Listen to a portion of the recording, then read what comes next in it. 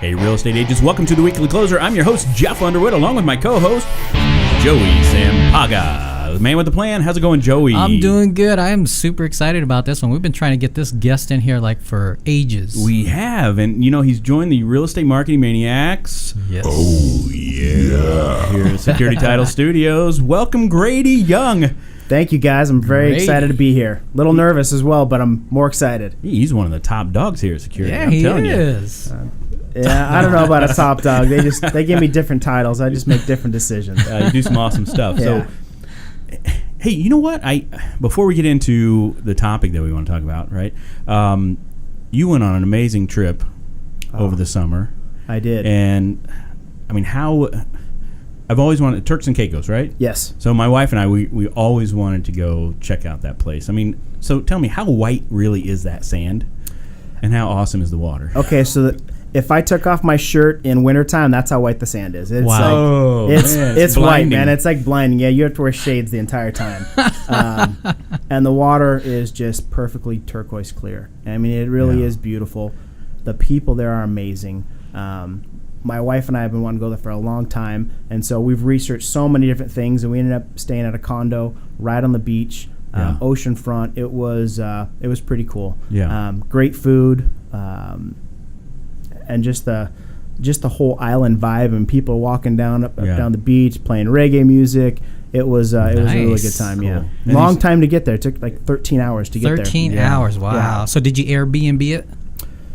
Yes. You did. Yeah. All right. And it was definitely the way to go. And you snorkeled, right? Is that, or you went out on a? So we chartered a boat, and Yeah. they take you off, I think it's the third largest barrier reef in the world, which I didn't know about. And they take you about a mile out. So it's kind of freaky because there's other boats out there, but you're like 50 feet deep of water. And the whole family jumped in. So my wife, my two daughters, my son, and my wife is not very comfortable in the water. So she got in. There's a little bit of a chop. She got out. My younger daughter, then she got scared. And my littlest one, who's 4.5, who was just killing it snorkeling, she saw mom and my middle daughter get out. So they all got out. So me and my son just braved it. And I have never seen so many fish in my entire life. Wow. These reefs, I saw a crab that's half the size of my body. It was amazing. I mean, I've been snorkeling in Hawaii, up and down the California coast and Florida, and I've never seen something like that. So the snorkeling there was amazing. By far the best of my entire life. Oh, that's great. I'm gonna have to go check that out. Take my wife with me, of course. But. We went to this place called Iguana Island. So it's literally an island. Oh, yeah. It's just covered with iguanas, and they're like super cool. They like come and like eat food out of your hand. It's just it's a very cool Kinda place. like pigeons. Yeah. Like pigeons, but with a tail. Wow, wow. And green. I've heard of Pig Island, but I don't know. I didn't find the Pig Island, but we did find Iguana Island. And that is so funny. Yeah. No, that is cool.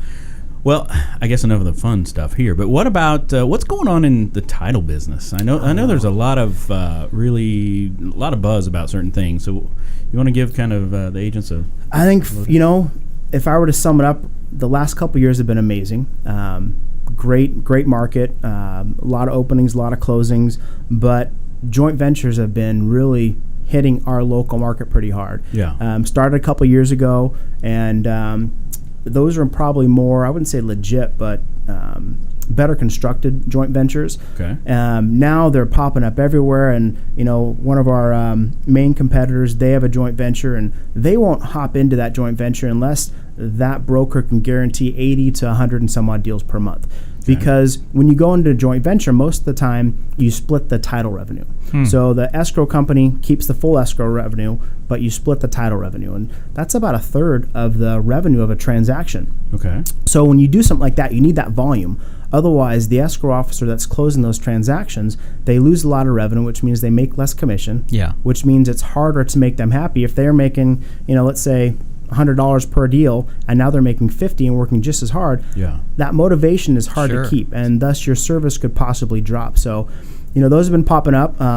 There's other ones that don't require as many transactions per month. They'll do it for about 40 some odd transactions. They still split the title revenue, but what happens on something that small is that the agent sacrifices service. So we have amazing escrow officers. This one branch that is affected by it, that escrow officer, her agents have her cell phone. They can call her 10 o'clock at night on a Friday or Saturday. She picks up, she solves problems. Her whole team is dedicated to getting that deal closed, to providing that top level service.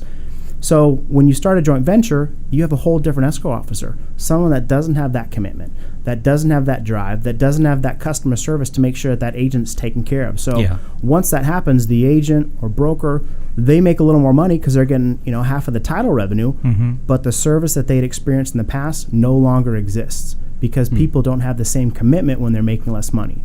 Yeah. Another way, sometimes there's another title company that does the same type of thing, and they say they compensate their escrow officers the exact same, so there's no loss.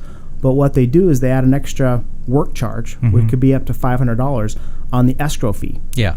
So then the agent still could possibly get that same great service, but now the buyer and seller are paying more revenue, more fees for that same transaction they can get somewhere else. So for me, I understand an extra revenue stream that a broker wants. I totally get that. Sure. It makes sense. But if they're sacrificing service for themselves, if they're sacrificing service for their clients, that for me is kind of an issue. And if they go the other way where they're not sacrificing the service, but then the people they're bringing that they trust are paying more fees, that's a really big issue. So that's kind of some of the stuff we're dealing with. I wouldn't say it's a problem. It's just something we're going through as an industry, and I think it'll right itself the more people understand that, one, there's no neutral third party. So if you're a cross-sell agent and you're making an offer and that agent is part of a joint venture and there's an escrow dispute, who do you think's going to win? Yeah. No. So that's a concern for a lot of agents. So for us as a title company, just dealing with that, keeping our people happy, we're still providing amazing service for our clients, but having that balance of, hey, they want to go over here, if they want to make some more money. Yeah. So that's a big challenge for us right now. Yeah, and we've been hearing a lot of buzz about that out in the industry for sure. So the two things, I can imagine that first scenario you talked about where maybe the agents and their clients are getting awesome service, like you said, right? Yep. Whether it's answering the phone after hours, before hours, over the weekend, whatever that is, right? Accommodating, right? And however, when a JV comes along or the opportunity comes along, you're talking about now that person might only say, hey, office hours are 8 to 5. That's the only time I'm going to give you service, period. And that's where the issue happens, right? I mean, as far as the service side. From what I've seen, yeah. I mean, that like we have one office and there's a JV with some of the clients. They're going to come together. They only need about 40, 50 deals, and our escrow person's staying with us because of what we have, what we provide for them. And so we might lose 34 deals a month in a specific branch, but now they have to find a whole other escrow officer, someone they're not used to. Right. They don't know the skill set. They don't know if they're going to answer the phone on a Friday night or a Saturday night because that escrow officer they're going to get is making a lot less money because a third of the revenue is gone. Right. Yeah, and I see the second scenario being, I mean, if my client as a buyer or a seller were having to pay extra in fees just so there can be that relationship, I could see how that could definitely raise some red flags at some point. Totally, and obviously there's two sides. So if you're the agent that's part of the joint venture, you're directing a client there or directing a transaction there knowing that buyer or seller is going to pay more in fees. Yeah. If you're the agent that's not directing it, but you're just letting that deal go to that title company, now your client's paying more money and they're not getting the better service. So there's a lot of issues, and honestly for that, if that's a scenario, broker, agent, beware, because that's exactly what the CFPB has been looking for, is overpayment. Clients are overpaying for title insurance or any type of fee. Right. So if that broker at that joint venture, if their fees on let's say a $250,000 transaction are $500 or more than they would be at a brick and mortar that title company has that's not part of a joint venture, that's a big issue. And there's only two ways to do it. You either sacrifice service or you make the client pay more. Yeah. There's no other way to do it. Okay.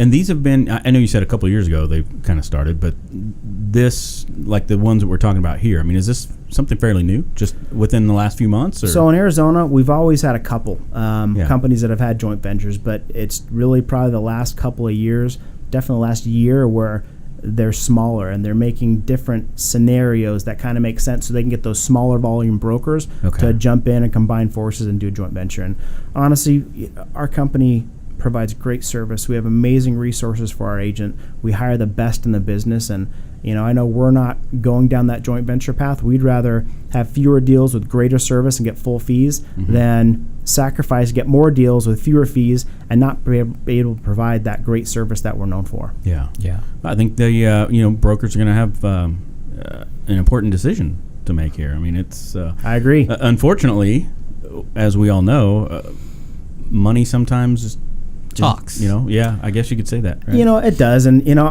if let's say if you're in a hurry, you might go to a Burger King. You can get a quick sandwich there. Yeah. Not really healthy. You might not feel good about it, but it's a quick solution. By no means are we like the Ruth Chris or the Capitol Grill, but when you go to those places, you get great service. You're not going to ask if you can get the steak for $10 less. When you're going there, you're getting great service. And so I think that's what we pride ourselves on, our great service. And if someone wants to eat Burger King, that's great, but it's not good for your health, your weight, or really anything else, So and it has a burger in there. And so don't go to any Burger King title shops, stay, eat healthy, get a salad. So that brings up something, one of my friends, they don't have a new Mercedes, but he has an older Mercedes. Yeah. And so he does take it to the Mercedes dealer, anytime it needs servicing. Yeah. And he said, I've had a Chevy basically all my life, and the difference between going to, say, the Chevy, and hopefully Chevy doesn't get mad about this, but I like Chevy, by the way. But I mean, the service level, right? Yeah. Between the brands is night and day. Totally. So I drive a Ford. And I go to Camelback Ford down the street. The service level they have is amazing. Honestly, it's amazing. I've taken my car there since I've been up here, so over 6 years. I bought my car there.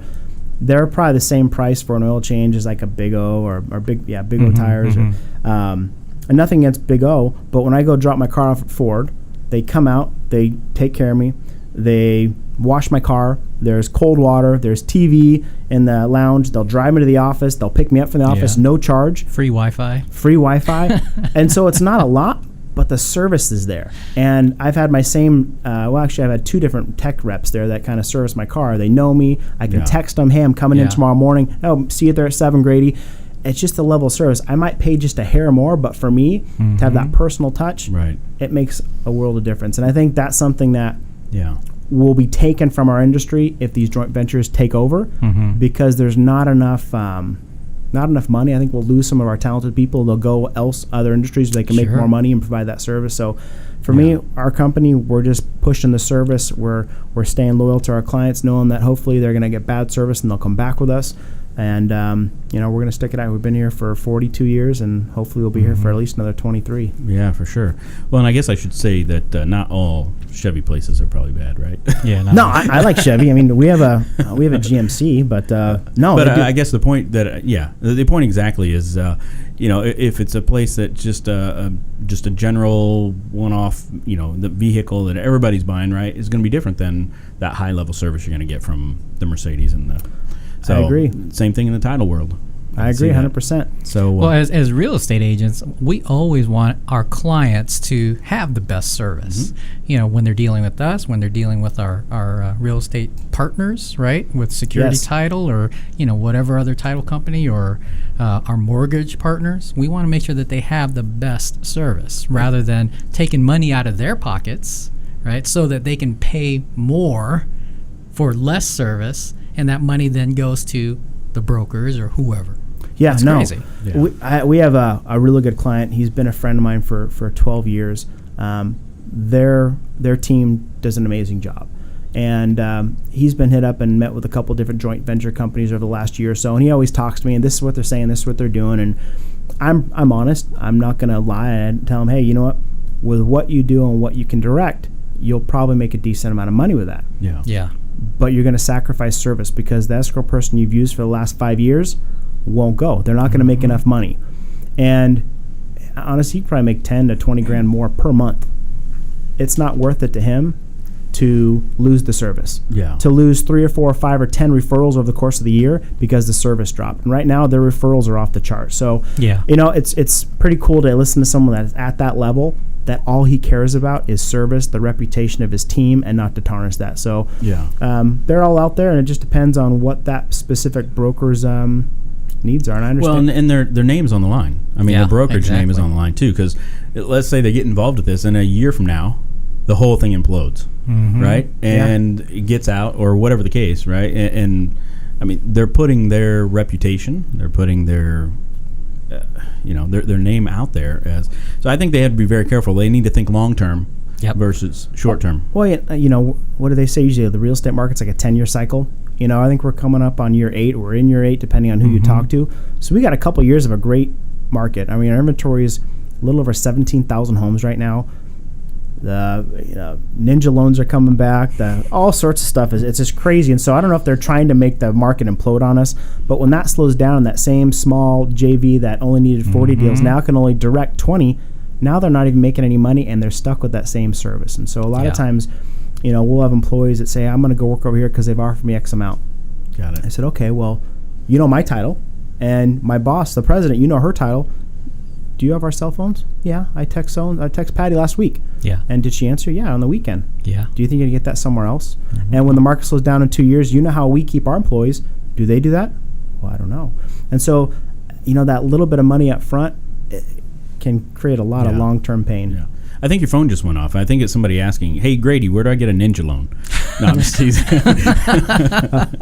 We don't work with those lenders, but I know they're out there. Oh, man. All right, man. Are you ready to get in the ring? Let's do it. All right, here we go. So what's the best advice that anyone has ever given you? You know what? One of my first mentors, in fact, I can connect the dots to being here. His name's Ross Anthony, good friend of mine. I was moving to Arizona, and I was concerned about, getting the correct pay for coming out here. And he said, you know what, Grady, you will always get paid what you're worth. And that's a personal thing. Sure. Whatever you think you're worth. I mean, you can't say I'm worth $1 million because people might not see that, but you'll always get paid what you're worth. And when I came out here, I got paid what I worth. When I applied for a security title, I got paid what I was worth. And that's something I passed on to a youngster that I met a couple weeks ago in an interview, just to always know what your self-worth is, and you always get paid what you're worth. So that's great advice. It's had a huge impact on me. Yeah, absolutely. That's awesome. How about your favorite mobile app? Audible. I listen to, the weekly closer every week, and I've never had that app. And for me, I get books given to me all the time, but I don't have time to actually read them. And I think Templeton Walker was on. He was talking about Audible, and I'm like, that is brilliant, and it's so simple. So I have Audible. I listen to about a book or two every single month, and it's re-energized me, it's refreshed me, and so I got to say Audible. Yeah, absolutely. I've been listening to a lot of podcasts. Now I don't even listen to the radio. I just have my podcasts on, and I just listen. Do you listen to yourself on the weekly closer? Yeah, is it just the weekly closer? With the bass in my voice, when I turn up the volume to 50, man, that car shakes, and it is so awesome. People are like rolling down the road. What do you listen to, dude? Me. Like, yeah, welcome.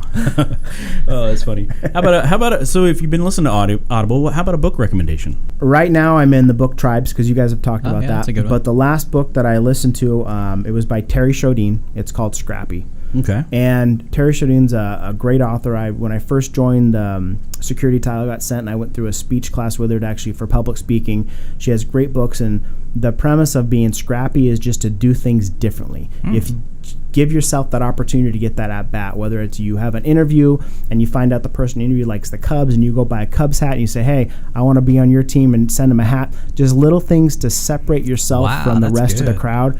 She has tons of stories from other professionals of how they got to where they're at by being scrappy. And so, great book. That's awesome. I passed it on to some of our salespeople, and she has some good advice. Good. So get scrappy. Awesome. Get scrappy. How about one productivity tool or software that you use on a regular basis? My notebook. There you go. I check things off. Really? Kind of like the one thing. So I'll write down the 10 or 12 things I have to get done that day, and then I'll go and I'll circle the top 3 I need to get, and then those top 3 what I have to get done. Yeah. It helps me prioritize, and honestly, I might not get all 3 of them done, but usually I get 2. Sometimes I get more, but I know whatever the most important thing I have to get done that day, I usually get done. And honestly, I get it done so much faster because I'm not multitasking. Yeah. We have an open door policy, and if you've walked around our corporate office, it's windows everywhere. So people just walk in, they call, everyone needs to talk. And so to have that one thing that you get done, at least I can leave the office at the end of the day saying, gosh, what did I accomplish? And if it's just that 1 or 2 things, at least lets me feel good that I'm getting something done. I'm taking those steps forward. See, I like the notebooks too, but then I have Joey always telling me, why don't you have that on your phone? Here, use this free app, and you can put your notebook on your phone. I'm like, yeah. So I'm very much like Joey. we had awesome escrow training, which is what Fidelity brands put all their escrow officers through once a year. And so when you have to check in, because you need 8 hours of credit as an escrow officer to kind of just make sure you're getting the proper training every single year, and I have to take it. And so they send you out an email and as a barcode. And so I was talking to Patty, she's the president of Security Title, and she's like, "Oh, I got to print out my barcode." I'm like, "No, you don't print it out. You have it on your phone here. You take a screenshot, and then you have it. And so when you check in, you just whip out your phone. You're not going to get a paper cut. You're not going to kill a tree." And I was teasing her, and she's like, "Oh, I just need to be like Grady."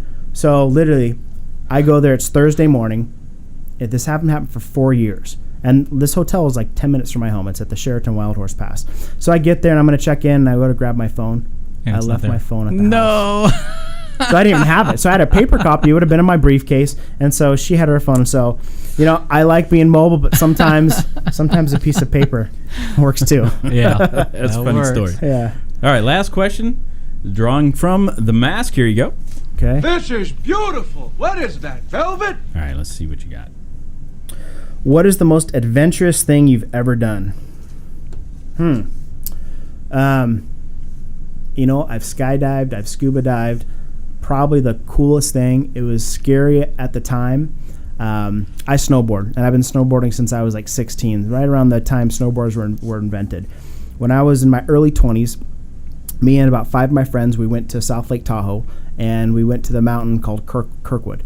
And it is a monstrous mountain, amazing deep snow. It had just dumped like 3 feet. And so it was our first lift of the day. We take it up to the very top, and there's this cornice down to the right that you can take that's just a huge wall, amazing powder, and that's where everyone was going. So we got to where we can go down that cornice, and one of my buddies who's a little crazy, his name's Aaron, there was this roped off area that, was avalanche prone.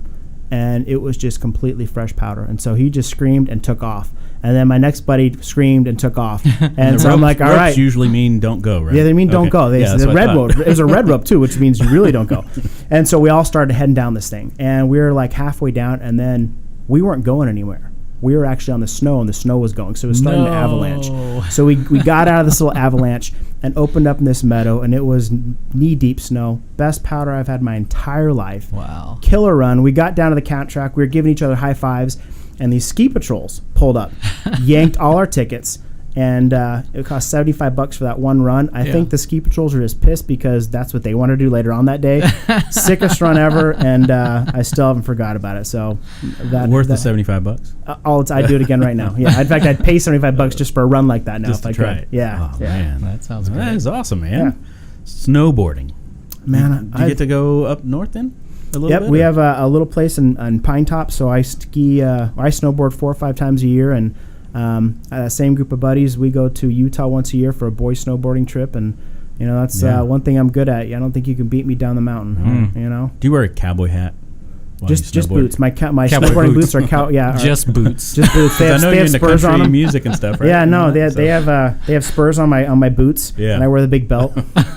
Just kidding. When I get off the mountain, I put the cowboy hat on. Get my yeehaw on. All right. Well, thanks so much for being here. Yeah. Thank you guys. So that's some interesting information you had to share, and lots of changes happening. So.